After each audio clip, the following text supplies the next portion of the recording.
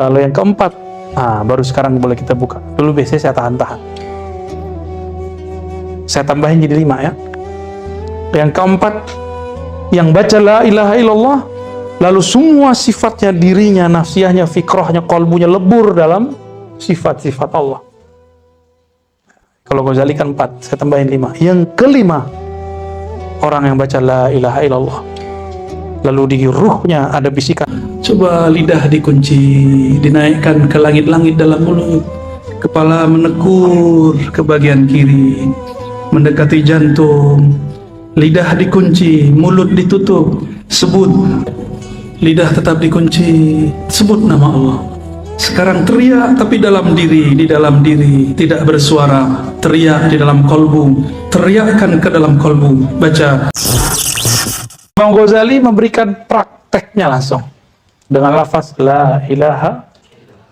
Jadi la ilaha illallah bagi Imam Ghazali itu dibagi 4 tingkatannya. Di situ ketahuan dia tawakal atau tidak. Kalaupun ia tidak tawakalnya setingkat apa. Pertama, man qala la ilaha illallah bilisanihi la biqalbihi. Orang yang baca la ilaha dengan lisannya tapi kalbunya nggak ngikut. Berarti tawakal palsu.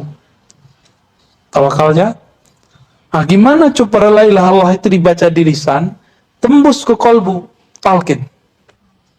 Maka talqin itu membimbing. Ada geraknya nggak kalau baca la ilaha illallah? Ada titik-titik yang dilewati nggak? Itu supaya kalau titik-titik itu adalah cara untuk membatasi pikiran supaya nggak kemana-mana. Itulah ijtihad dari para ulama kita terdahulu. Tapi rahasianya sebenarnya dari Nabi Khidir juga. Jadi diambil dari pusar, ditarik ke ubun-ubun, terus dihantam ke kalbu gitu ya. Itu adalah cara yang diwariskan oleh Syekh Abdul Qadir Jilani, Bahauddin Shah Naqsyabandi, Abu Hasan Syazili kepada murid-murid mereka untuk memenjarakan nafsiyah, untuk memfokuskan fikrah. Lalu kalau begitu baru kalbunya merdeka. Ya. Baik. Yang kedua, yang membaca la ilaha illallah dengan lisannya, lalu mentasdiknya dengan kalbunya. Jadi dia qazah, dia sadar dia baca la ilaha. Inilah bacaan la ilaha mukmin. Tapi yang mukmin ini bacanya baru tengkar tuh di kepalanya. Apa sih mana la ilaha illallah gitu? Enaknya apa sih? Kok ada yang nangis-nangis ya? Kok ada yang teriak-teriak ya? Kok ada yang mabuk-mabuk ya? Jadi dia orang zikir, dia mikir. Kalau yang tadi dia zikir tapi main-main. Kalau yang ini dia sudah mulai orang zikir, dia mikir. Kenapa ya kalbuku nggak bisa merasakan nikmat yang dibaca orang? Sudah ada protes di kalbunya. Hei diri, hei jiwa, ada apa denganmu? Orang ini biasanya orang-orang ahli kalam, ahli fikih. Dia sudah tahu hebatnya la ilaha illallah, tapi belum dapat teknik baca la ilaha illallah. Terus naik ke posisi yang mana? Man qala la ilallah wa qalbuhu yaqul wa qalbuhu taqul la fa'ila illallah. Orang yang baca la ilallah di kalbunya dihunjamkan tiada yang berbuat, tiada yang menggerakkan hatta la ilallah dia kecuali Allah lah yang menggerakkan. Makom namanya fana fi af'alillah. Terus kalau yang keempat, baru sekarang boleh kita buka. Dulu biasanya saya tahan-tahan. Saya tambahin jadi 5 ya.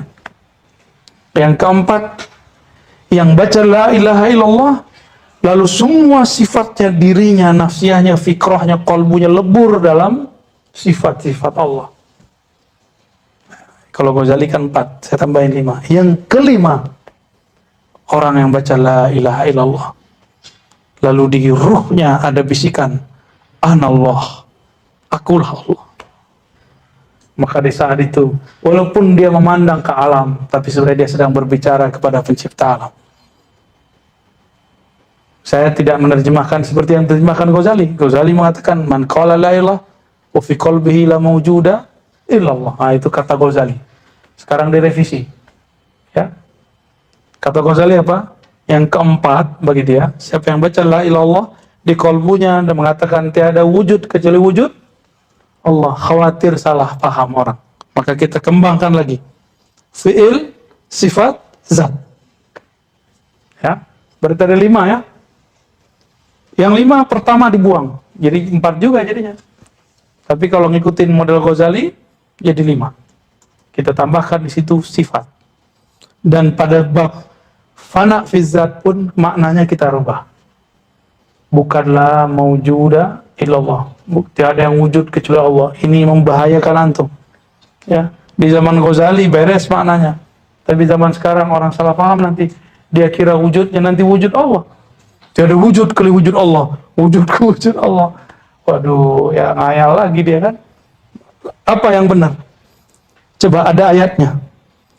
Allah berfirman kepada Nabi Muhammad, "Qul innama ana basyarum mithlukum." Aku ini bashar. Wujudku wujud bashar, sama seperti kalian. Bedanya cuma satu. Nah, siapa yang mewarisi ini? Ini orang yang panahnya fana fi zat. Yuha ilayya annahu la ilaha illa. Itu. Bahwasannya aku manusia. Jadi ini isbatul wujud, wujudul basyariyah. Ini yang sahih nih berdasarkan isyarat yang kita dapatkan. Ya. Ini belum pernah dikembangkan sebelumnya juga sebenarnya. Ini ziyadah terhadap apa yang dijelaskan oleh Maulana Al-Imam Abu Hamid Al-Ghazali. Supaya hati-hati karena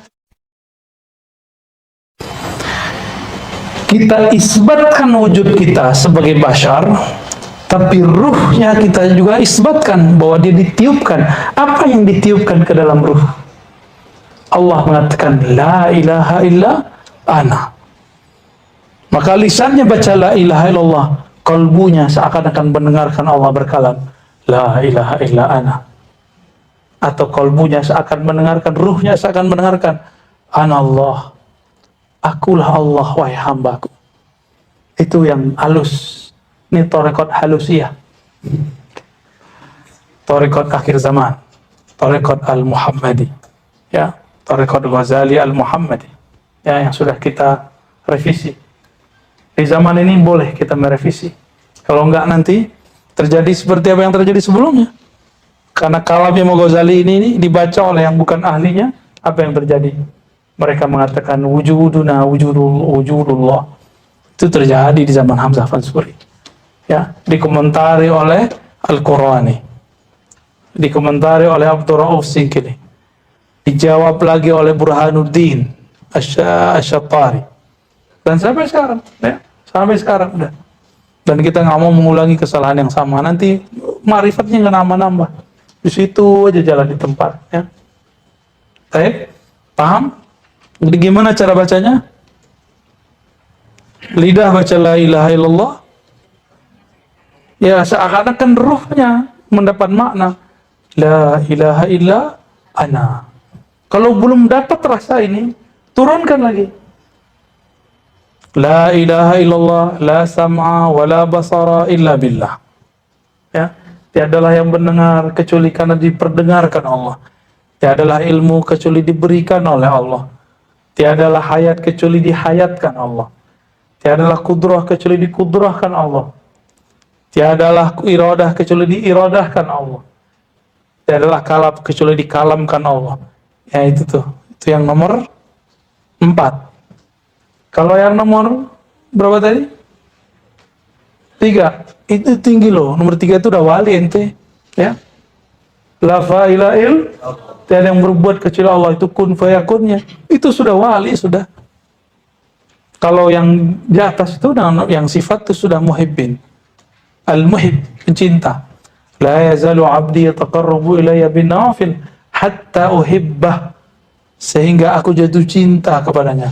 Jika aku jatuh cinta kepadanya, aku ganti sifatnya.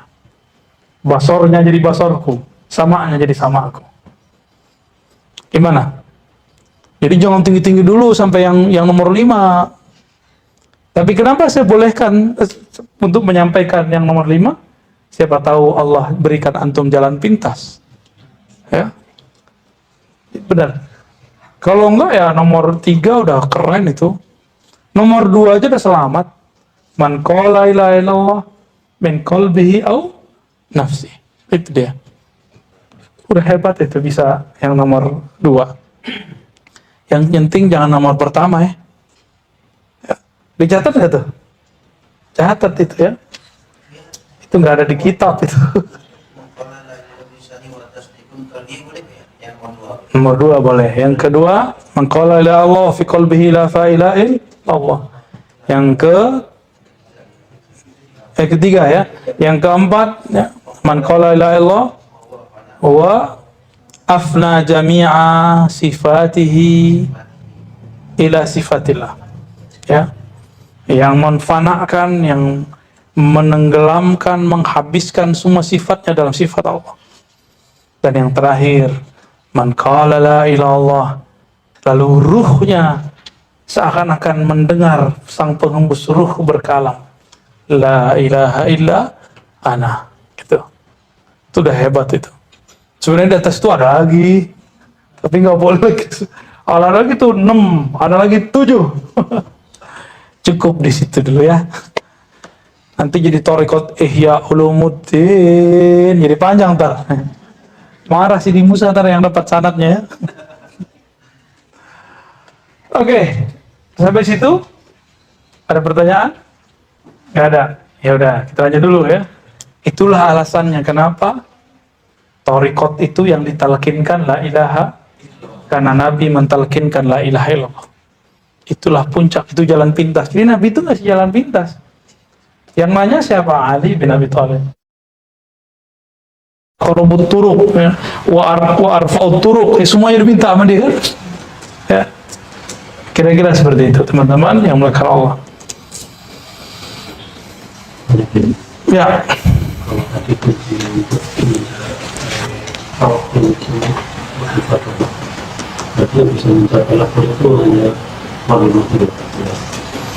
Wah, pertanyaannya horor nih.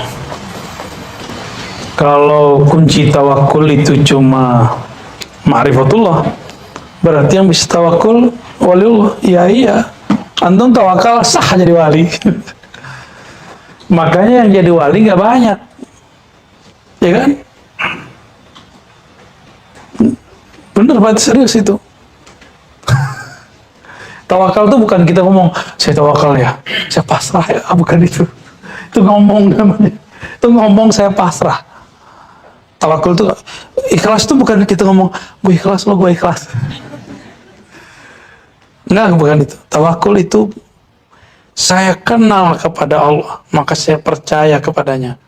Saya percaya kepadanya, maka saya serahkan semua dari diri kepadanya. Allah itu lebih mengerti kita terhadap diri kita atau gimana? Allah mengerti. Kita belum ada, Allah udah ada. Alam belum ada, Allah sudah ada. Maka Allah mengerti apa yang terbaik bagi hambanya. Nah, mengerti gak nih Allah itu lebih baik pengertiannya? Oh iya, untuk menjadi calon wali. Ya. Semoga kita jadi calon wali. Semoga kita jadi wali Allah. Amin ya rabbal alamin. Al-Fatihah. Nyembah huruf syirik. Tapi kalau belum tahu, nih kita kasih clue-nya biar nggak syirik. Terbayang lafaz alif lam lam ha, tapi katakan di kolom, ya aku sembah yang punya nama, bukan tulisan itu. Gitu caranya ya. Dipindahin dikit, sama kita beres semua Pak. Tinggal kliknya gitu. Coba saya tulis lafaz Allah di situ, itu yang kita sembah. Enggak kan? Enggak. Lafaz itu hanya menunjukkan yang punya nama. Kita nggak nyembah yang nama tulisan itu. Kalau bahasa guru saya dulu, kau sembah huruf, huruf akan dihapus. Engkau sembah nama, nama akan terbakar. Engkau sembah sifat, sifat akan sirna. Sembahlah zat, engkau akan kekal bersamanya. Gaya benar. Itu kita dari kecil kita dengar begitu dulu ya. Bergantung kepada nama, nama akan robek, nama akan hilang, nama akan sirna. Karena tempat nama kolbu, kolbu bakal sirna kan, bakal hancur dengan kematian. Antum sakarat aja hilang tuh namanya. Maka harus masuk ke kolbunya kemudian menyetrum kembali ke ruhnya. Ruhnya itulah yang nanti yang membimbing kita. Itulah kenapa perlu talqin. Talqin itu orang udah lagi sakarat nih. Orang sekarat. Telinga dia udah budek, mata dia udah buta. Terus gimana cara talqin dia? Kan perintahnya lakinu mautakum. Talqin kan orang mati, orang yang sakarat.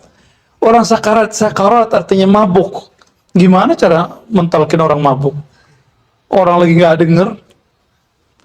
Yang mabuk kan telinganya, matanya, nafsiyahnya mabuk, jasadnya mabuk, ruh dia yang kita ketuk. Ruh.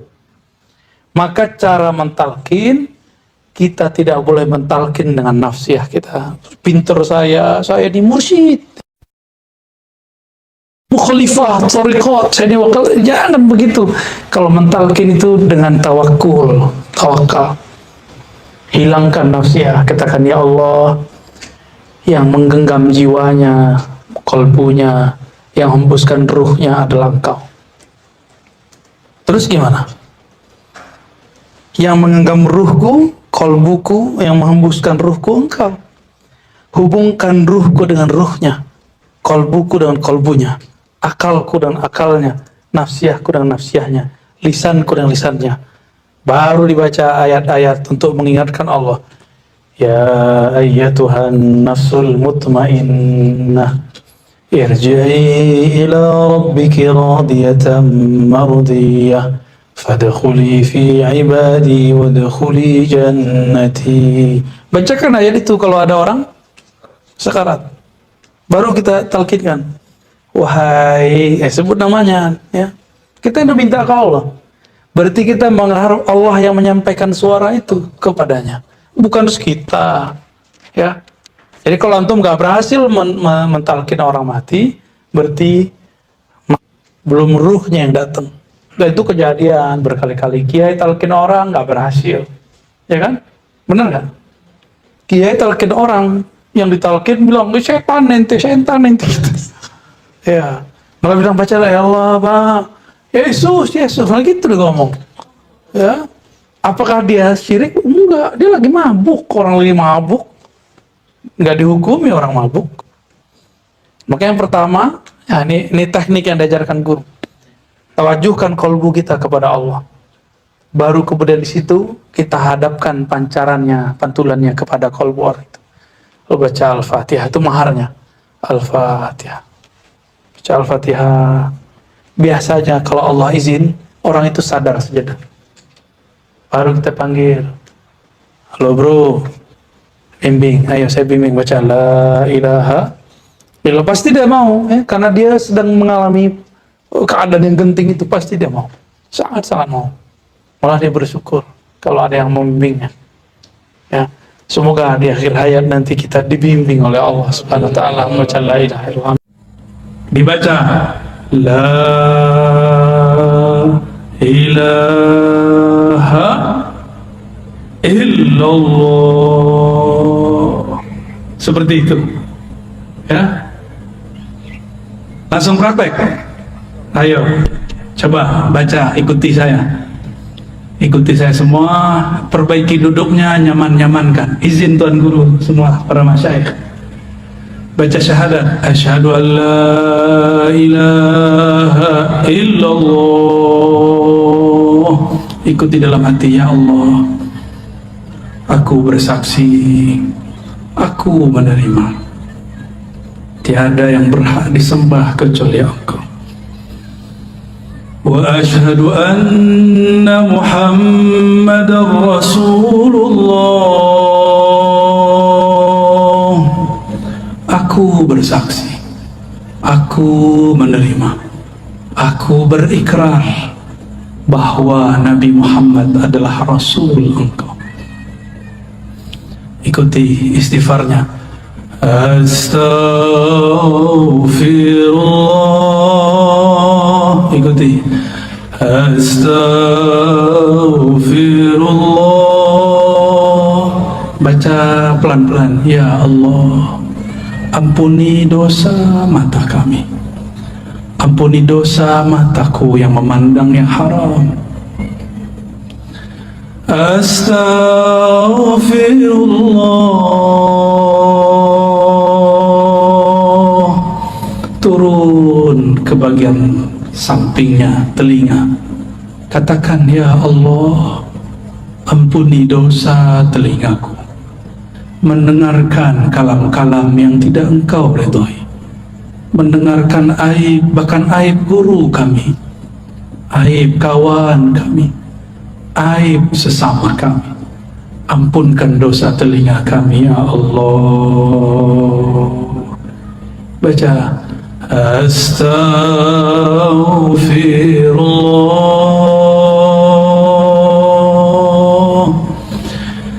Turun ke lidah, ya Allah, ampunkan dosa lisan kami, dosa kalam kami. Pernah menyakiti orang tua kami, pernah menyakiti guru kami, tanpa disadari menyakiti orang-orang terdekat kami, pasangan kami, anak-anak kami, tetangga kami, kawan-kawan kami, yang kami sadari, yang tidak kami sadari. Ampunkan lisan kami, ya Allah.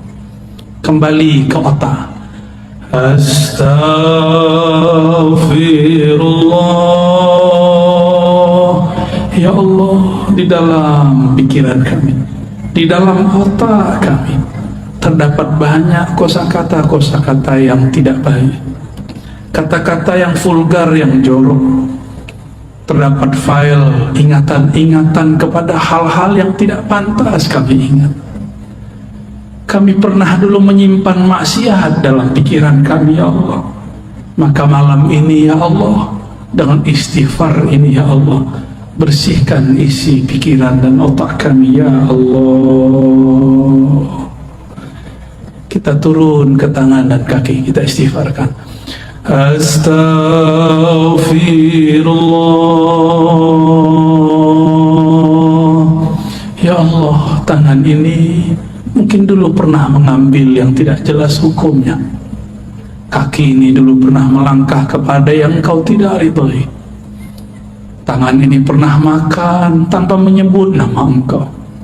Bahkan mungkin tangan ini pernah memegang sesuatu yang haram, ya Allah. Ampunkan satu tetes darah di tangan dan kaki kami, ya Allah. Turun kepada perut kita, istighfarkan isi perut kita. Astaghfirullah. Ya Allah, perut ini pernah makan sesuatu tanpa menyebut nama Engkau.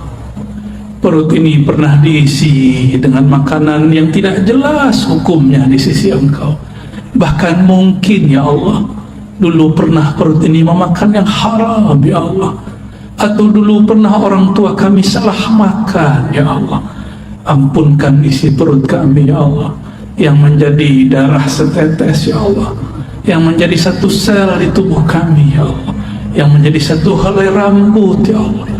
Ampunkan isi perut ini dari selain Engkau, ya Allah. Turun kepada kemaluan, kehormatan kita. Istighfarkan diri ini yang hina, yang dulu pernah berbuat durjana. Astaghfirullah. Ya Allah, kami ini hina, ya Allah. Zahirnya terlihat soleh, ya Allah. Batin kami banyak maksiat, ya Allah. Zina hati, ya Allah. Zina badan, ya Allah. Ampunkan semua ini, ya Allah. Pindah ke dalam hati, istighfarkan hati kita. Mungkin ada sombong, ada merasa lebih pintar, merasa lebih soleh daripada orang lain, merasa lebih baik daripada orang sebelah. Istighfarkan kalbu, pegang dadanya, sama-sama pegang dadanya. Katakan, astaghfirullah. Rasakan degup jantungnya. Ya Allah, ya Allah, kalbu kami penuh dengan penyakit-penyakit, penuh dengan maksiat, penuh dengan kesombongan, ya Allah. Baru sedikit amal, ya Allah, sudah merasa benar, ya Allah. Baru sedikit ilmu, sudah merasa paling pintar, ya Allah. Baru sedikit riyadhah amalan, sudah merasa sufi, sudah merasa wali, ya Allah. Ampunkan qalbu kami, ya Allah. Astaghfirullah. Terus pegang dadanya, dielus-elus dadanya, ya Allah. Di dalam dada kami ini ada sifat terburuk, ya Allah. Sifat iri dengki, ya Allah. Kami masih belum percaya kepada jaminan Engkau, ya Allah. Ketika kami memandang ada sahabat, tetangga, kawan kami dapat rezeki, kami mengira itu rezeki kami, ya Allah, diambil olehnya. Kami berprasangka, ya Allah, Engkau salah kirim rezeki kepada mereka, ya Allah. Ampunkan salah dalam hati kami, ya Allah. Ampunkan iri dengki ini, ya Allah. Di kalbu ada sifat riya, beramal karena ingin dipandang. Istighfarkan. Astaghfirullah, ya Allah. Di dalam dada kami terbersit jika beramal ingin dipandang. Bahkan terbersit ada rasa senang dipuji, harap pujian. Bahkan lebih dalam lagi, ya Allah, kami terbersit takut dicaci, takut dimaki. Maka kami menampilkan kesolehan palsu, ya Allah. Ampunkan riya dalam kalbu kami, ya Allah. Astaghfirullah, ya Allah. Di dalam kalbu kami ada kelalaian, ya Allah. Ada lalai mengingat Engkau, ya Allah. Bahkan kami lalai mengingat Engkau dalam ruku dan sujud kami, ya Allah. Bagaimana mungkin, ya Rabb, solat ini diterima? Baru saja takbir kami lupa lalai kepada Engkau, ya Allah. Ampunkan solat kami yang tidak khusyuk itu, ya Allah. Ampunkan baca Quran yang tidak tulus ini, ya Allah. Ampunkan kolbu kami yang keras ini, ya Allah.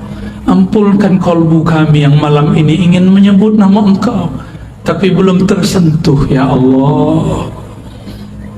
Terakhir, kita istighfarkan orang tua, pasangan, keturunan, anak-anak, tetangga, bahkan semua umat kita istighfarkan.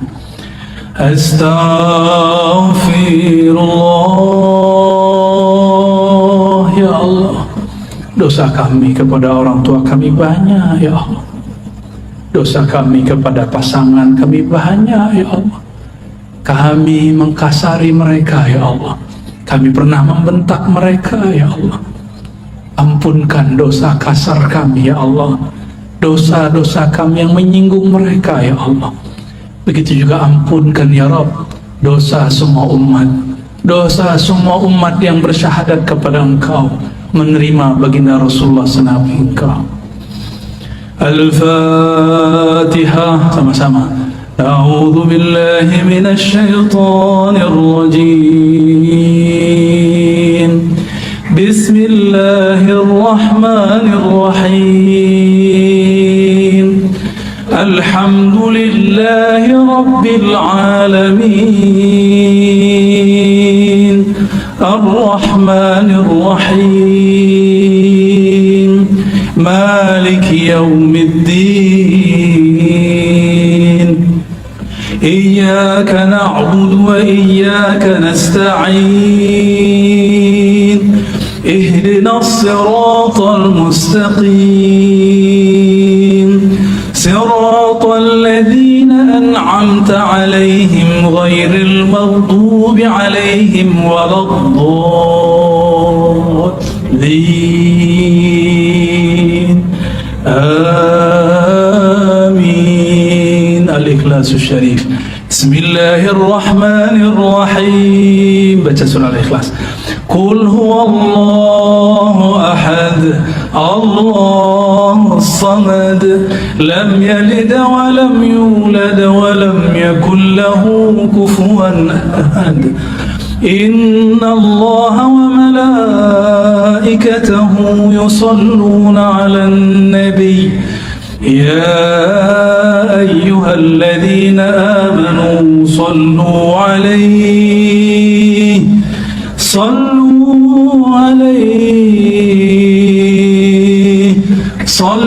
عليه وسلموا تسليما.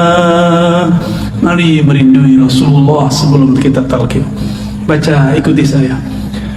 Allahumma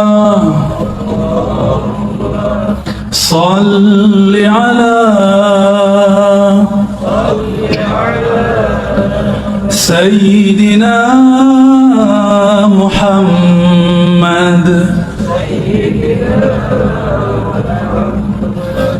Allahumma salli ala Sayyidina Muhammad.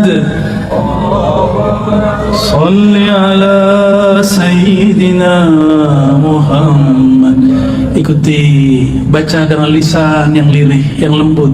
Ya Allah, sampaikan salam rindu kami, sampaikan salam dari ruh kami kepada ayahanda ruh kami, Nabi Muhammad sallallahu alaihi wasallam. Allahumma, sama-sama, Allahumma salli ala Sayyidina Muhammad. Ya Allah, sampaikan salam kami, rindu kami, cinta kami kepada baginda Nabi Muhammad sallallahu alaihi wasallam. Sampaikan maaf kami ya Allah, kalbu ini ingin merinduinya tapi tidak dapat merinduinya, ingin memandang wajahnya tapi mimpi pun kami belum dapat ya Allah, ingin memandang keindahan akhlaknya tapi akhlak kami belum seindah akhlaknya ya Allah. Allahumma salli ala Sayyidina Muhammad. Ya Allah, sampaikanlah ya Rabb rahmat Engkau, kasih sayang Engkau, limpahkan jualah kepada ayahanda ruh kami, baginda Nabi Muhammad, Abu Ruh, Nabiyuna Ahmad, Rasuluna Muhammad sallallahu alaihi wasallam. Ikuti sama-sama. As-salatu wassalamu alaika ya sayyidi ya habibi ya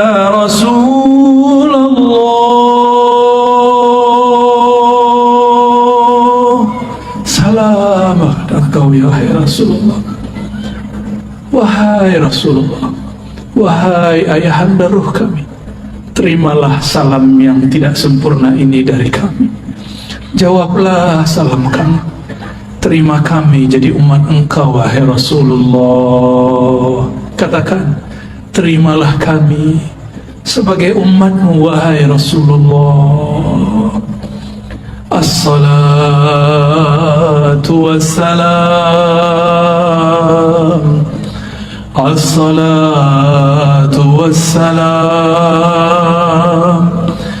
as-salatu wassalamu alaika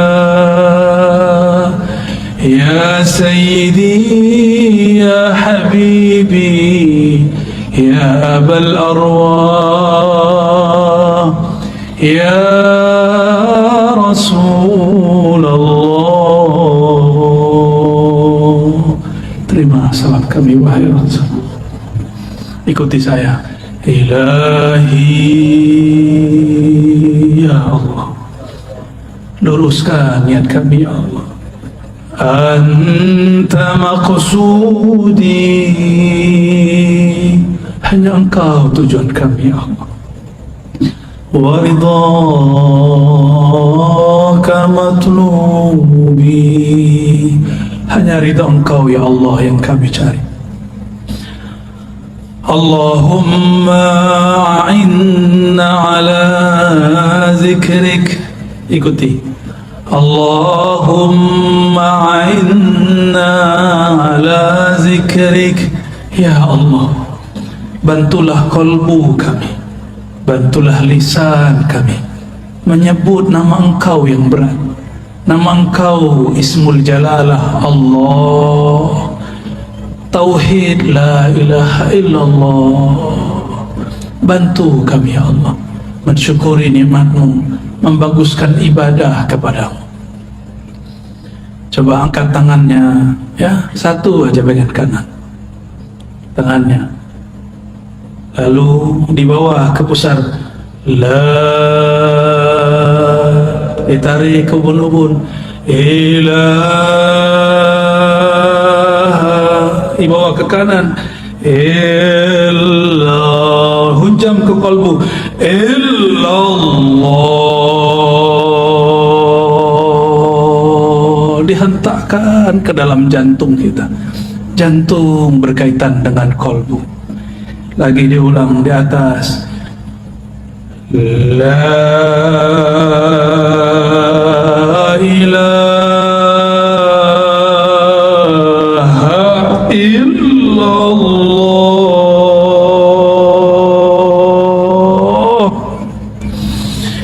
la ilaha illallah.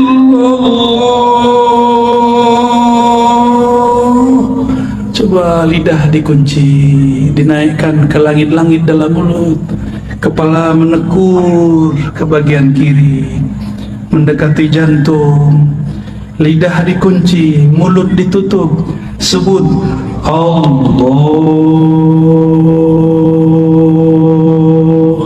Allah, Allah, terus ya Allah,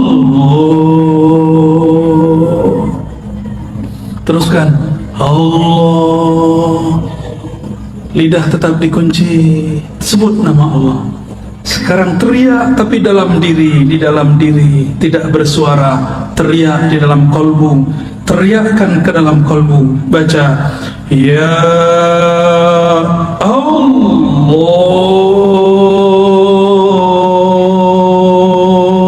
serulah Allah atau serulah Ar-Rahman, qul ud'u Allah aw ud'u Ar-Rahman, seru ya Allah, dorong selain nama Allah, bahkan nama sendiri pun ditiadakan.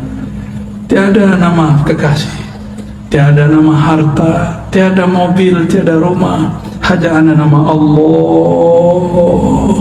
Terus baca pelan-pelan, ya Allah,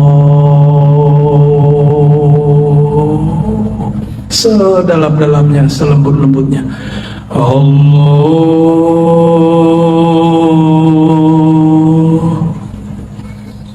Sama dengan cara yang tadi, hu tapi diambil dari pusar, hu diambil dari pusar, hu naik ke ubun-ubun, hu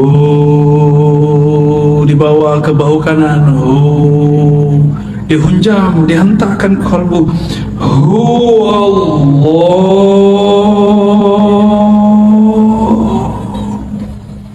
Lagi pelan-pelan zikir kita yang lembut, dibawa ke ubun-ubun, bahu kanan dihunjam, illallah, Allah. Kunci lagi lidahnya, tutup mulutnya sejenak, tetapkan nama Allah di kalbu, Allah. Terus 3 kali, Allah, ya Allah. Baca sama-sama, Muhammadur Rasulullah, sama-sama, Muhammadur Rasulullah sallallahu alaihi wasallam. Kalimatul haqqi 'alaiha nahya wa 'alaiha namut wa biha nub'atsu wa biha nadkhulu ila jannatika ya rabbal alamin. Diusap ke mukanya. Al-Fatihah. A'udzubillahi bismillahirrahmanirrahim. Shiratal ladzina an'amta 'alaihim ghairil maghdubi 'alaihim waladdallin. Amin. Saya juga ikut inggil tabarruk, mengambil berkah. Saya ijazahkan siapa yang hadir untuk mengamalkan, bukan untuk mengajarkan. Ya, untuk mengamalkan setiap ba'da salat minimal dibaca 7 kali la ilaha illallah dengan dihunjam, dihentakkan ke dalam jantung. Lalu Allahnya dibaca juga sebanyak minimal 7 kali. Afdalnya 40 kali. Semakin banyak menyebut nama Allah di kolbu, semakin banyak ketenangan di dalam kolbu. Kalau nanti sudah bisa lebih banyak, naikkan jadi 100. Menyebut nama Allah di kolbu, bertahap, pelan-pelan. Semoga nanti Allah perbanyak. Nyatalah ayat ya ayyuhallazina amanu dzkurullaha dzikran katsira. Wahai orang beriman, sebutlah nama Allah, zikirlah kepada Allah sebanyak-banyaknya. Ya, kirim Fatihahnya untuk kepada tuli ridhaillah. Ya, siapa yang bisa catat dicatat. Pertama li ridhaillahi tabaraka taala. Yang kedua di Sayyidina Nabi sallallahu alaihi wasallam. Ada penyempurna sekarang, tambahan penyempurna semua thariqah, mengirim Al-Fatihah untuk Imam akhir zaman, Imamul Mahdi. Maka dalam kaifiat zikir saya ada tambahan wa ila al-mahdi khalifatillah. Baru ditambahkan wa ila Sayyidina Al-Khidir alaihi salam. Lalu ditambahkan wa ila Sayyidi Syekh Abdul Qadir Jilani Al-Qutub Ar-Rabbani.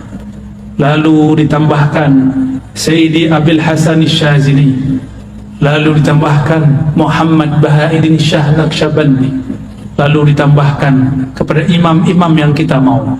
Boleh Sayyidi Ahmad bin Idris Al-Idrisi, Sayyidi Ahmad Tijani, Sayyidi Muhammad bin Abdul Karim Samani, atau silsilah guru-guru kita yang ada di sini. Saya ijazahkan ajaztukum kama ajazani masyayikhi. Qulu qabilna. Alhamdulillah Rabbil Alamin. Semoga yang hadir dapat keberkahannya, kami yang menyampaikan dapat keridhaannya. Mohon maaf jika ada salah dan kurangnya. Kesempurnaan hanya milik Allah, keridhaan ada pada hati baginda Rasulullah. Allahumma salli wa sallim wa barik ala Sayyidina Muhammad.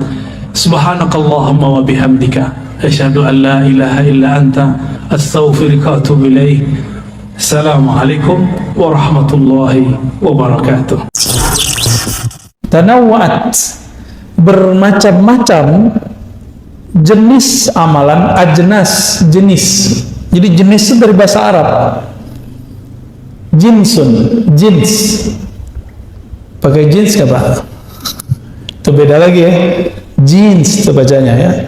Kalau ini jinsun, jim nun sin. Jenis bahasa Indonesia, genus dalam bahasa pengetahuan lama ya. Tanawwa'at, kenapa bermacam-macam amalan itu? Kenapa amalan itu nggak kayak malaikat? Malaikat itu yang sujud aja. Ada malaikat itu dia kalau ibadah dari awal penciptaan itu cuma ruku.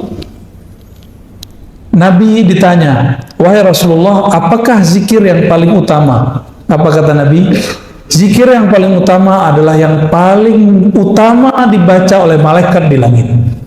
Subhanallah wa bihamdi, subhanallahil azim. Yang tadi Bapak baca ya. Subhanallah wa bihamdi, subhanallahil azim.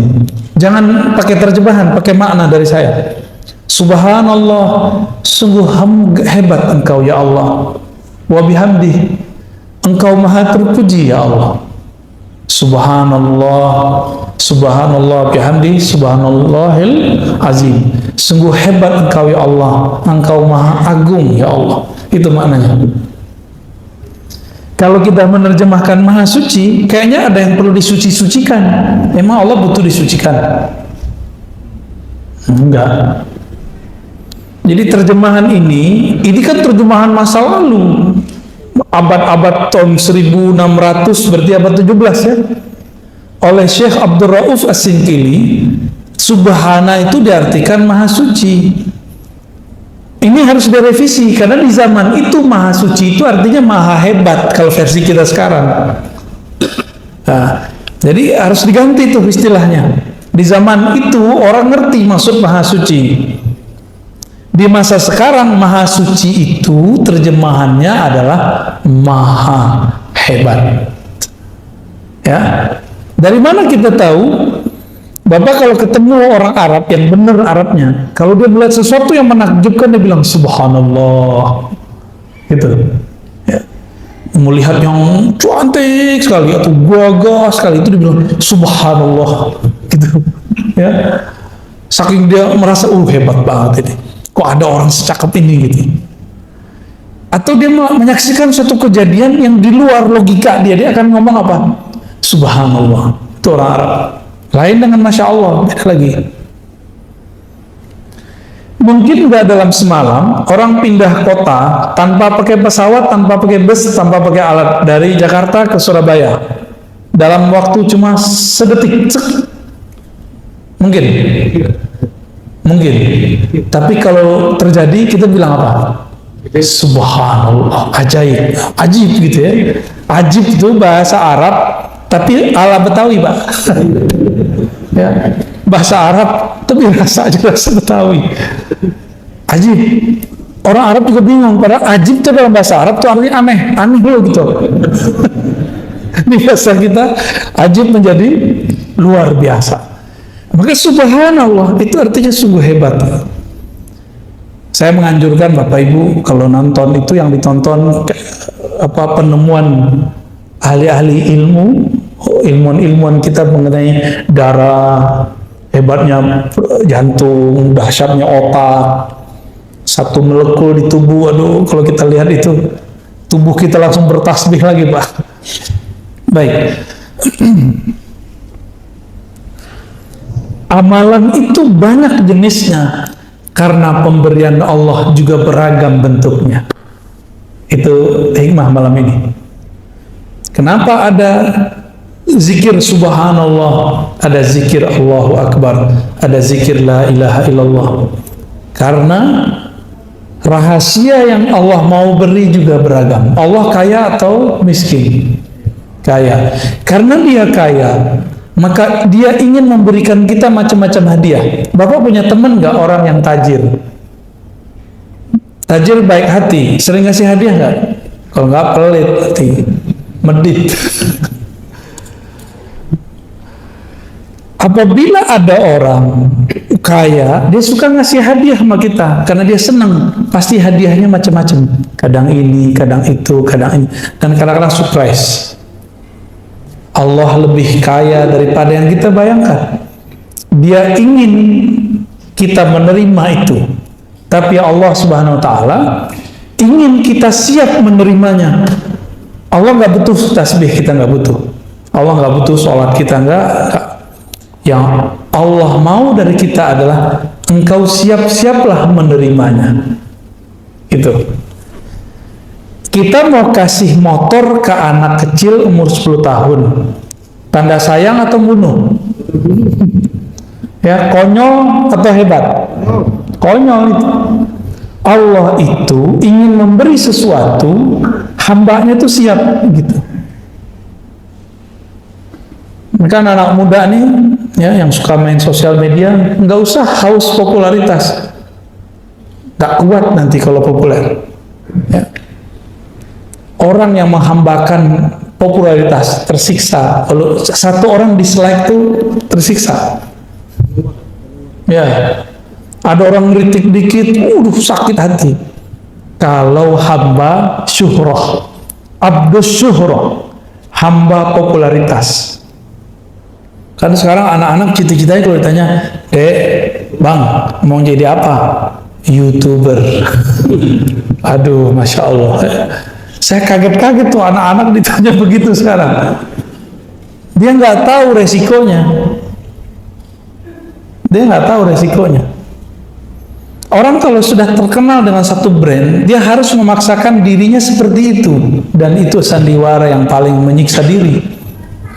Bapak tahu orang yang nyanyi pop, yang umuran Bapak itu lupa? Ya, bukan yang di Indonesia. Kan ada tuh yang orang Palembang tuh siapa namanya? Yang pernah di TVRI terus dipecat. Bukan, masih hidup. Siapa namanya gitu? Itu kan keluarga musisi segala macam. Itu terkenalnya ngepop, tapi di rumah ngedangdut, Pak. Tapi kalau dia main dangdut di luar, itu merusak brandingnya. Itulah popularitas. Saya dulu pernah diundang oleh seorang motivator bersama teman-teman saya. Kebetulan waktu itu kita ngurusin lembaga dakwah. Si motivator ini ingin mengajari ustadz. Nah, bayangin coba. Hebat tuh ya. Hebat bener ya. Ingin mengajarin ustadz nge-brand dirinya. Nah, kita tuh harus nge-brand diri ya. Oh, kita dengerin aja dia main. Nge-brand oke, bagus. Akhirnya ada yang nge-brand diri pakai warna baju. Ya kan, ada kan ustadz dengan baju tertentu. Ya boleh-boleh aja sih, Pak. Dulu ada rame tuh Pandawa 5 tuh ada kan? Yang nggak ada tuh Ustadz Petruk tuh nggak ada tuh. Macam-macam. Jadi mereka membuat branding. Itu pengaruh beberapa motivator ini. Saya tahu beberapa motivator ini menggurui ustadz yang sebenarnya ustadz itu adalah seorang guru. Nggak sopan bener ya. Mungkin niatnya bener baik supaya ustadz ini punya kualitas hidup yang setara dengan para motivator. Nggak, ustadz itu jalan hidupnya beda. Ya. Terus terakhir dia bilang apa? Ustadz itu kalau ceramah harus memperhatikan sound. Terus apa lagi? Harus bertarif. Waduh. Itu teman-teman saya yang ikut rata-rata rusak karena sifat motivator. Ya beda, Pak. Kalau ustadz tuh dengan motivator tuh beda. Ustadz tuh dia ngomongin Allah sama akhirat. Walaupun dia butuh duit, dia nggak boleh ngomong. Ya nggak boleh dia ngomong. Itu brandnya tuh Allah. Semua brand itu Allah. Jadi nggak usah sih ustadz tuh kemudian harus di brand dengan warna baju, di brand dengan biar terjaga brandnya, kalau datang harus mobilnya bagus. Nggak mesti. Kalau ada rezeki ya beli mobil, kalau enggak ya apa adanya aja. Ustadz tuh harus pakai baju tertentu, apa serban tertentu. Ya salam, itu nyiksa diri. Apakah dengan miring sedikit begini ilmunya berkurang, Pak? Nggak ada urusan. Kok Pak ini dimiringin dikit, emang berubah? Nggak berubah ilmunya. Kalau emang ilmu ada di dalam, akan berubah. Saya datang di sini pakai sarung, pakai gamis. Bapak kan udah kenal, Bapak biasa aja, ya kan? Karena saya juga biasa, Bapak biasa juga kan? Saya datang sebagai orang biasa, nggak pakai tarif-tarifan. Bapak santai kan? Kalau nggak Bapak deg-degan juga, Pak. Kita udah bayar nih, udah panjer nih, deg-degan juga.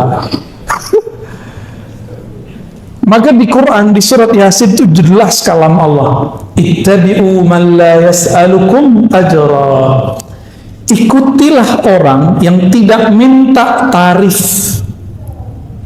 Mereka lah orang-orang yang dapat hidayah. Kalau bahasa Imam Malik, wa ma lillahi baqiyan. Suatu karir, karya, kinerja, dakwah karena Allah pasti kekal. Kita ini gak ada yang sempurna, Pak. Tapi kalau kita nempel kepada Allah, sempurna jadinya. Semua kita punya dosa, tapi kita nempel kepada ampunan Allah, kita diampuni oleh Allah. Sholat kita nggak ada yang bagus, tapi kalau kita nempel kepada ridha Allah, Allah akan baguskan sholat itu. Ya. Ketika seseorang baca Alhamdulillah, maka akan ada satu kondisi di kolbunya kalau dia berkoneksi dengan Allah.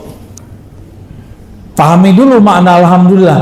Alhamdulillah artinya thanks God, ya, syukran ya Allah, terima kasih ya Allah, semua pujian itu milikmu ya Allah.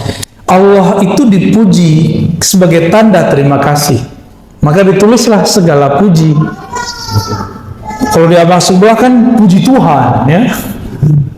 Ya, akhirnya sama-sama garing. Ini baca Arab, ini baca terjemahan, sama gak sama garing. Menurut saya cukup kita katakan terima kasih ya Allah. Itu lebih dahsyat. Ya, syukran ya Rabb. Itulah rasa syukur. Syukur ya Allah, gitu artinya. Kalau baca Allahu Akbar, apa yang dirasakan? Ya Allah, Engkau besar, kami kecil. Kalau kita bawa pikiran banyak mau sholat, cukup baca takbir. Bapak manai takbirnya. Itu semua pikiran kita langsung mengecil. Yang besar hanyalah Allah Subhanahu wa ta'ala. Kita punya banyak masalah sebelum sholat. Setiap hari ada masalah nggak? Ya, bener. Setiap hari ada masalah ya? Bener. Ada yang nggak punya masalah tiap hari? Pasti punya masalah. Masalah Bapak Ibu ini banyak nih, nggak usah curhat ke siapa-siapa. Ya, nggak usah curhat ke ustadz, nggak usah curhat ke teman, nggak usah curhat kepada. Cukup katakan Allahu Akbar, ya Allah, masalahku banyak, tapi Engkau ampunan rahmatnya, bantuannya lebih banyak, jalan keluarnya lebih banyak. Itu selesai cepat itu Pak. Selesai cepat itu. Jadi kita ini mentok karena kita jalan lewat jalan buntu. Coba mundur dulu, kan nggak mau mundur. Mundur, cari yang baru. Maka zikir itu membuat orang mau mundur dari kesalahannya supaya maju mencari yang benar. Itu yang disebut taubat. Ya. Jadi pribadi taubat itu bukan pribadi yang sering baca astagfirullah, astagfirullah, astagfirullah. Itu namanya bacaan istighfar. Ya, taubat itu pribadi yang tidak menyalahkan siapa-siapa, tapi dia menyalahkan dirinya. Dia ketemu, pakai GPS, salah GPS nih. Ya bukan begitu. Kenapa dia nggak mau nanya sama orang? Ini kan udah tahu ada orang, nanya ke GPS. Apalagi zikirnya, sholawat. Sholawat itu mencakup zikir-zikir yang ada. Jadi kalau saya sholawat, Bapak Ibu, Bapak sholawat, itu tadi zikir kita yang tadi kebawa semua sama dia. Kenapa? Saya mau tanya Pak, sholat kita zakat ya, Allah zakat nggak? Allah sholat nggak? Allah haji nggak? Allah umrah nggak? Allah puasa nggak? Tapi Allah sholawat nggak? Berarti sholawat spesial nggak? Di saat seseorang bersolawat, dia sedang satu frekuensi dengan Allah. Itulah fana, lebur dalam cinta. Maka dia bersolawat. Solawat itu artinya, ya Allah, sampaikan cinta kami kepada Nabi Muhammad. Kalau terjemahannya, ya Allah, turunkan rahmat ke Nabi Muhammad. Emang Rasulullah masih butuh digituin?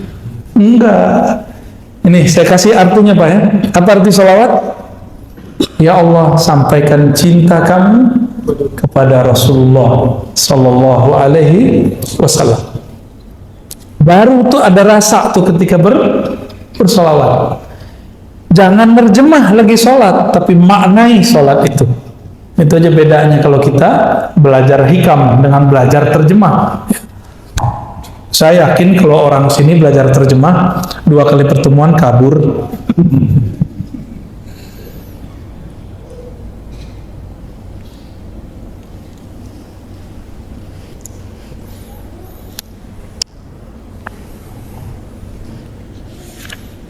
Kata pensyarah kitab ini, saya bacakan biar berkah juga ya, Imam Ibnu Abbad.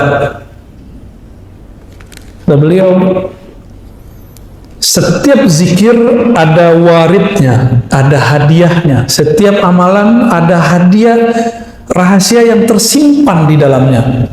Apakah warid itu? Ma yaridu 'alal qulubi minal ma'arif rabbaniyah wal asrar ruhiyah. Warid itu adalah suatu kondisi rohani di mana kalbu mendapatkan makrifat dari Allah dan rahasia-rahasia darinya. Ketika Bapak sujud, rasanya apa? Kepala pegel. Itu doang. Imamnya kelamaan nih, gitu. Berarti belum dapat asrarnya. Tapi Bapak sujud, terus terasa, ya Allah, kepalaku sekarang di titik terendah di bumi. Bahkan dia lebih rendah daripada tempat buang air besarku. Yang kita bedak-bedakin tiap hari itu ya Bu ya. Ini mas-mas ini pakai bedak nih. Gak usah lah, cukup istri kita aja yang cantik ya. Kita gak usah jadi cowok cantik ya. Rawat sih boleh, tapi jangan bikin riuh untuk badan sendiri. Laki-laki itu gak usah begitu ya. Apabila kalbu kedatangan rasa, masuk rasa itu, rasa, ya Allah, kepalaku lebih rendah. Aku taruh serendah-rendahnya, bahkan lebih rendah dari tumitku. Itu Bapak kecanduan sujud kan Pak? Enak sujud begitu. Terasa tuh nikmat sujud. Tapi temukan sendiri rasa itu ya. Tadi itu kunci-kuncian yang kita kasih. Jadi kalau zikir, saat sujud, itu yang kita rasakan. Jangan ngayal kemana-mana. Nabi kasih benefit. Aqrabu ma bainal abdi wa rabbihi fis sujud. Itu benefit. Sedekat-dekat hamba kepada Allah lagi sujud, ya, maka berdoalah kepada Allah. Kan begitu di hadisnya. Nabi kasih jalan kalau orang masih mau doa. Tapi sujud yang sebenarnya masih perlu doa nggak? Nggak perlu lagi doa. Sujud itu sudah di dalamnya doa, ya. Karena Nabi setiap kali memintakan syafaat kepada Allah untuk kita, Nabi sujud dulu. Dan nanti di akhirat Bapak Ibu, Nabi itu makhluk paling sibuk. Dia nggak sempat mikirin diri sendiri, nggak sempat mikirin siapa-siapa dalam dirinya. Yang dipikirkan ummati, ummati, ummati. Setiap kali mau lewat itu ada datang orang cari, wahai Rasulullah bantulah kami, wahai Rasulullah bantulah kami. Di tangannya sudah ada daftar orang yang dia mau bantu. Itulah kekasih-kekasihnya, ulama-ulama pewaris ilmunya, mewarisi sifat-sifatnya. Tidak hanya mewarisi serban dan jenggotnya, tapi juga mewarisi karakter-karakter rahmatnya. Itu ditandain nama Rasulullah tuh. Lalu sahabat bertanya, wahai Rasulullah, bagaimana cara engkau nanti tahu bahwa itu adalah umatmu, sebanyak itu umat? Jawaban Nabi, aku mengetahuinya dari ghurran muhajjalin, dari pancaran bekas wudu. Wudu itu isinya apa? Cuci-cuci muka?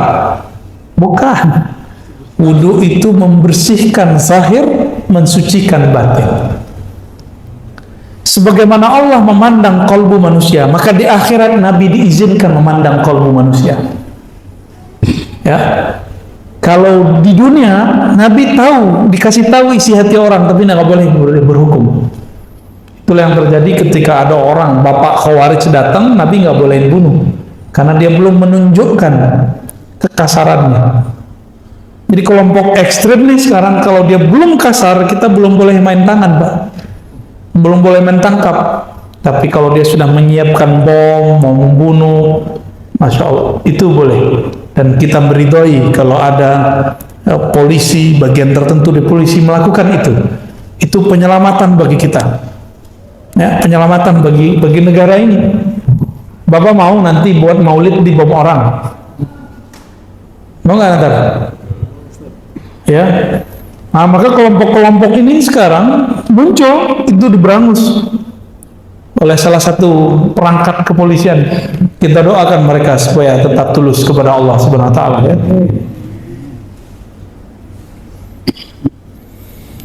Salat ada rasa, di situ ada rahasia. Zakat ada lagi rahasianya. Ada nggak di antara kita datang ke orang susah terus ngasih langsung? Ada nggak? Kalau ada, ngerasain nggak merindingnya waktu dia berdoa? Senangnya bukan main. Nanti cobain Pak ya.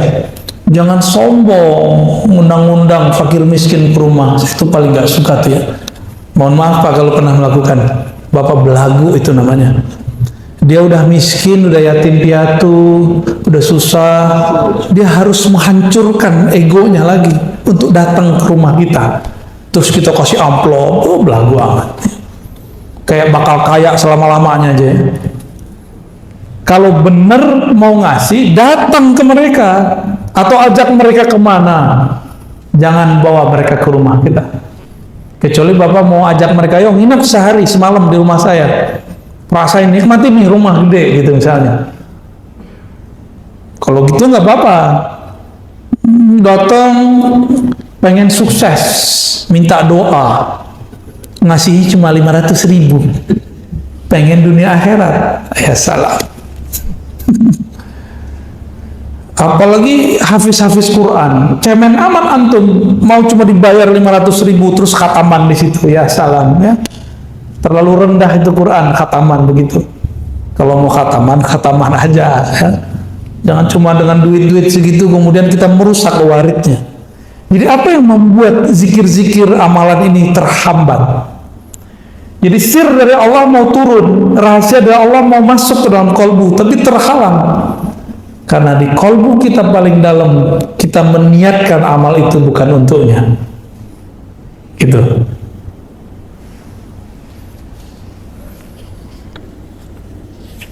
Jadi kalau Bapak Ibu ntar wiridan, udah ya, ijazah yang lama tuh simpen aja. Zikir biar kaya tuh simpen Pak. Apalagi zikir mahabbah simpen, udah nggak usah. Zikir buat sakti simpen, nggak usah lagi. Sekarang zikir yang biasa, lalu katakan aku berniat menyebut Engkau ya Allah karena Engkau layak disebut. Aku memujimu ya Allah karena Engkau layak dipuji. Aku menyembahmu ya Allah karena Engkau layak disembah, bukan karena aku pengen jadi kaya. Aku baca surah Al-Waqiahmu ya Allah karena Engkau layak ayat-ayatmu dibaca, bukan karena pengen usahanya lancar. Bisa nggak begitu? Itu baru tasawuf. Jadi tasawuf itu bukan wiridan untuk sesuatu, ijazahan, mahar, bukan, itu bukan tasawuf. Itu pseudo tasawuf. Ya, tasawuf palsu. Tapi boleh nggak? Ya boleh, silakan. Cuma ta'ibtum, ta'ban, selamat lelah. Ya. Nih, ini saya kasih contoh Pak. Ini kan pengalaman saya sendiri. Saya baca surat tertentu, ayat tertentu, dengan angka tertentu, supaya saya dapat rezeki besok. Atau besoknya lagi. Udah selesai semua wiridannya ribuan. Sampai nggak ngantuk-ngantuk. Apa nggak tidur-tidur kan kita ngantuk-ngantuk. Tunggu besok, nggak datang-datang batu rezeki. Capek kan? Capek.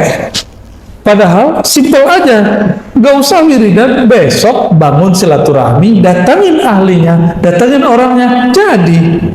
Ini malah pakai wiridan, nggak nyambung. Zikir itu senjatanya murid, betul.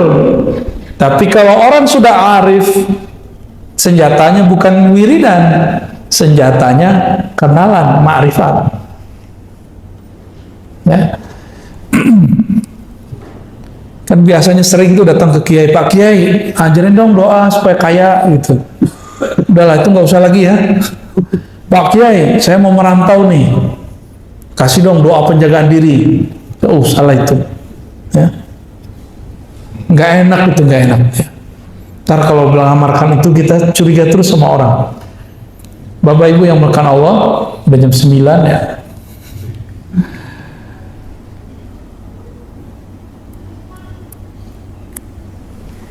Ketika warid itu datang, kadang-kadang berefek. Ada orang tuh tiba-tiba rajin ibadah. Ada ketika datang sir itu dia nangis. Ada yang ketika datang rasa itu dia rindu. Nah, dan itu kita praktekin, Pak. Di sini nggak ada yang ikut talqin zikir kemarin ya. Kita ketika talqin zikir waktu di Ciputat, di doang najinya. Nah, yang talqin di Ciputat, di dekat UIN. Pas syahadat ada yang merasakan sesuatu, tapi tidak merasakannya waktu baca Fatihah. Ada yang waktu Fatihah merasakan sesuatu, tapi tidak merasakannya saat istighfar. Ada yang menangis-nangis dalam istighfar, tapi kebingungan ketika baca Qul Huwallahu Ahad. Ada yang tersentuh baca kulhu, tapi dia bingung pada sholawat. Tapi rata-rata Pak, di bab sholawat semuanya hanyut. Mau kolbu keras, kolbu lembut, semuanya hanyut karena merindukan Rasulullah SAW. Karena dalam sholawat itu ada unsiyah, keintiman kolbu dengan kekasih, yaitu Rasulullah SAW. Nah, semoga rasa itu muncul di kita. Nah, ada yang dia tenggelam, rasanya hanyut dalam sholawat. Kita ajak zikir, dia bingung. Karena dia masih asing dalam sholawat. Jadi itu beda-beda orang, beda-beda ahwal, beda-beda warid yang datang. Jadi saya sendiri menyaksikan dan merasakan bahwa itu nyata. Beda amal, beda bacaan, beda gerakan, beda aktivitas, beda rahasia yang diturunkan dengan oleh Allah Subhanahu wa Ta'ala. Maka rahasia dalam sholat beda dengan zakat, beda dengan puasa, beda dengan haji, beda dengan umrah.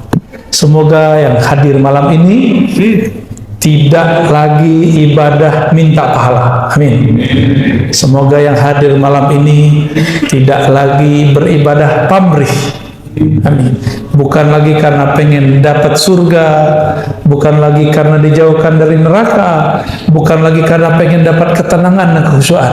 Semoga yang hadir malam ini beribadah karena Allah layak disembah, karena Allah pantas dipuja-puji. Itulah ibadah yang mutlak. Orang inilah yang disebut oleh Allah abdi, hambaku. Kalau yang mencari ketenangan disebut hamba sakinah. Yang mencari khusyuk, abdul khusyuk. Yang cari popularitas, abdul syuhur.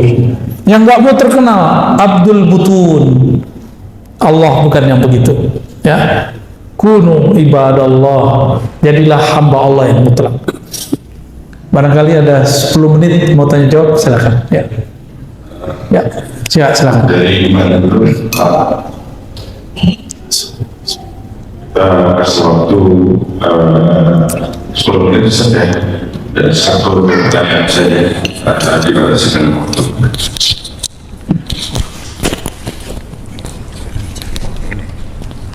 Oke. Assalamualaikum warahmatullahi wabarakatuh. Terima kasih Buya. Semoga sehat terus Buya. Amin, amin ya Rabbi. Saya anggap Buya itu adalah guru saya. Terus guru. Karena saya juga nggak punya guru. Terus saya ingin menceritakan spiritual saya Buya. Dan waktu kemarin saya udah 2 kali, dan terakhir kemarin itu berkat Buya saya amalkan sholat witir itu wajib. Pertama kali ngaji itu sholat witir wajib. Jadi sholat witir saya adalah sebelum tidur. Dari dulu kalau dulu saya amalin setelah sholat tahajud. Nah, cuma kenapa pada saat itu 2 kali dan sekali kemarin beberapa hari yang lalu itu seperti saya itu sampai kaki gemeteran. Terus bener-bener kayak orang ketakutan. Apakah itu setan? Oke, baik. Satu lagi boleh Bu ya? Oke. Izin Bu ya. Kalau kita sholat pejamkan mata, itu seakan-akan kita sujud atau ruku, tapi kayak ada sesuatu lagi yang ruku ikut kita. Oke. Nah, itu saya nggak tahu. Terima kasih. Assalamualaikum warahmatullahi wabarakatuh. Assalamualaikum. Yang pertama, pas mau witir merasakan sesuatu ya. pas lagi sholat witir ya. Itu namanya warid. Warid. Cuma karena kolbunya belum siap takut. Ya. Tapi kalau kolbunya siap itu nggak akan takut.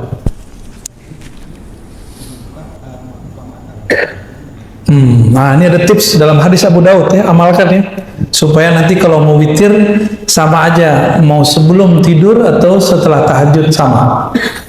Dalam hadis Abu Daud diajarkan kalau mau qiyamul lail, bacalah 10 kali subhanallah, subhanallah wa bihamdihi, atau subhanallah aja 10, alhamdulillah 10, Allah akbar 10, la ilaha illallah 10. Itu namanya conditioning.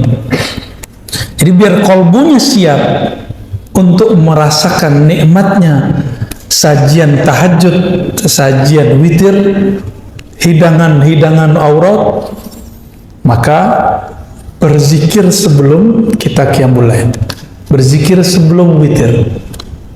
Ya, apa tadi? Subhanallah, alhamdulillah, masing-masing. Jadi jangan subhanallah, alhamdulillah, bukan. Subhanallah, subhanallah, subhanallah, subhanallah, begitu ya. Alhamdulillah, alhamdulillah, alhamdulillah. Ayo terus, Allahu Akbar, la ilaha illallah, la ilaha illallah, 10 kali. Rasakan Pak, nanti sholatnya akan lebih stabil. Nanti takutnya hilang, insya Allah ya. Saya ijazahkan cara mengamalkannya. Tafadhal ya. Di hadis Imam Bukhari, Muslim itu ada yang versi mirip, tapi amalannya beda. Intinya sama ya. Wallahu a'lam bishawab.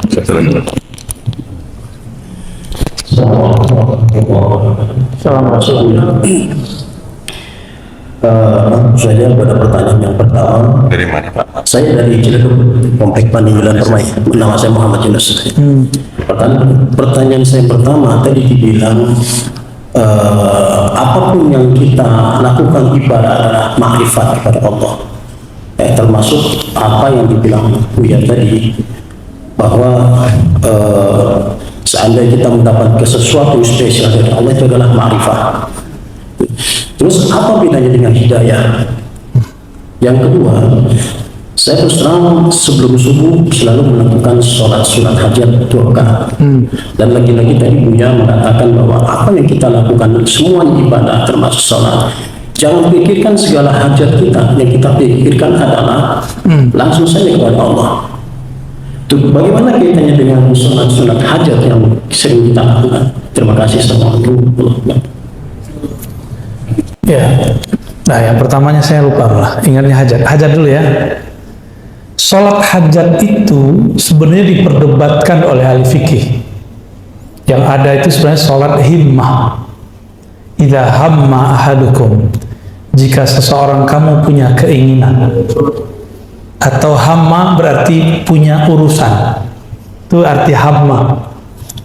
Hadis Abu Daud, hadis Tirmizi juga ada, tapi yang saya ingat nih hadis Abu Daud.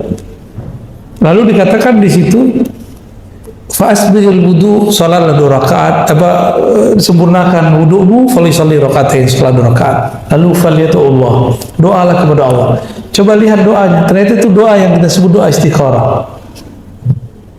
Jadi doa sholat hajat itu isinya doa istikharah. Coba lihat inti sholat istikharah, bukan memaksa Allah, bukan mengajukan permintaan kepada Allah, tapi sholat istikharah, sholat hajat itu adalah menyerahkan hajat kita kepada Allah, menyamakan kemauan kita dengan kemauan Allah. Apa kata kita? Ya Allah, jika dia baik bagiku, maka jadikanlah dia milikku, dekatkan dia kepadaku, dan takdirkan dia menjadi ya begitu. Itu nggak hanya pasangan loh Pak ya, kerja, urusan, proyek, sama semua. Artinya apa?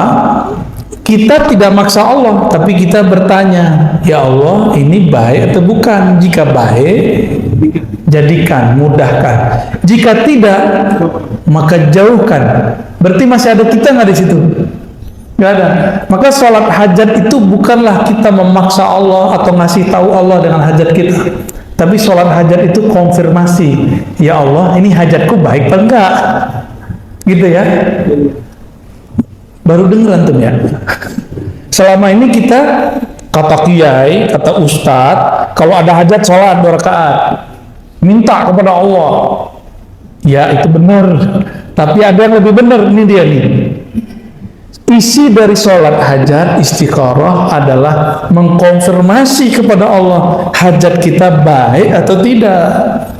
Kalau untuk kabul gampang bagi Allah, tapi baik buruk itu yang mau kita mintai kepada Allah Subhanahu wa taala. Dan itu berat Pak, kalau kita senang sama seseorang nih, terus kita bilang jika dia baik, wah itu senang tuh. Maka mudahkan ya Allah, takdirkan ya Allah, senang. Bapak udah coba belum? Orangnya kita cintai, terus kita bilang jika dia tidak baik bagiku ya Allah, maka ini susah tuh ngomongnya tuh. Bener gak?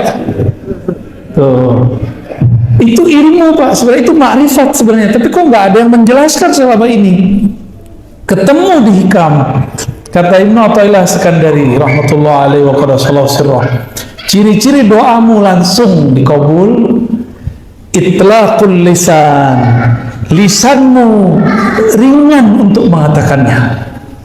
Itu ciri-ciri kalau itu diterima di sana. Bahkan Ibnu Athaillah nggak ngomong begini, padahal dia mau ngomong begitu Pak. Sebenarnya doa kamu itu Allah juga yang bisikin. Allah bisikkan kepada kamu, tapi kamu harus menjadi hambanya. Gimana caranya? Memintalah kepadanya, tapi nolkan dirimu.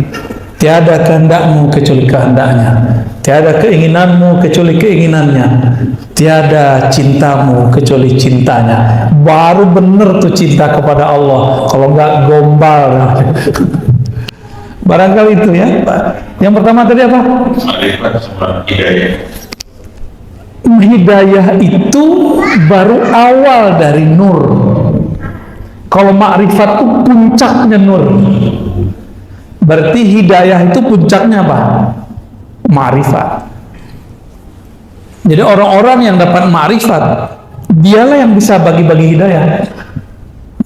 Maka di Quran itu dibagi 2. Kadang Nabi disebut innaka la tahdi man ahbabta. Kamu tidak dapat memberi hidayah siapa yang kamu mau. Itu ma'rifat maksudnya ya?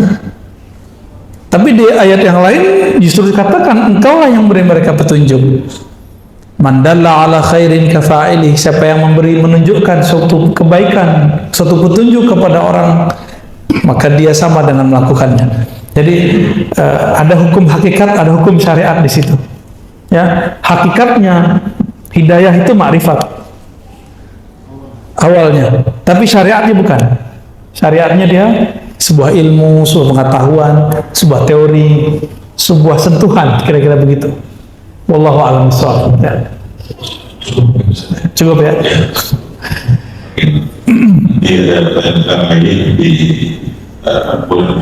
Ya.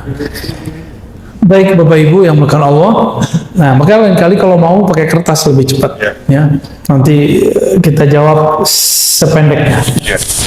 Bapak Ibu yang melakukan Allah, sahabat-sahabat, teman-teman semuanya, saya yang mengajar ini bukanlah orang yang suci, bukan orang yang sempurna. Saya manusia biasa. Kebetulan, kebenaran dapat hadiah ma'rifat dari Allah. Inilah yang kita bagi-bagi sebagian ya. Semoga hadiah-hadiah ini diridhoinya. Amin ya rabbal alamin. Nasallallahu al-'afwa wal 'afiyah lana wa li walidina wa li masyayikhina wa li sa'iril muslimin wa ahli ahlina wa li dzurriyyatina wa li auladina wa lil muridin wal hadirin wal hadirat. Semoga yang hadir baik laki perempuan, anak-anak kita, saudara kita diampuni oleh Allah, dapat berkah dari Allah, dapat ridha berkah pengajian ini. Amin ya rabbal alamin. Wassallallahu ala sayyidina Muhammad walhamdulillahi rabbil alamin.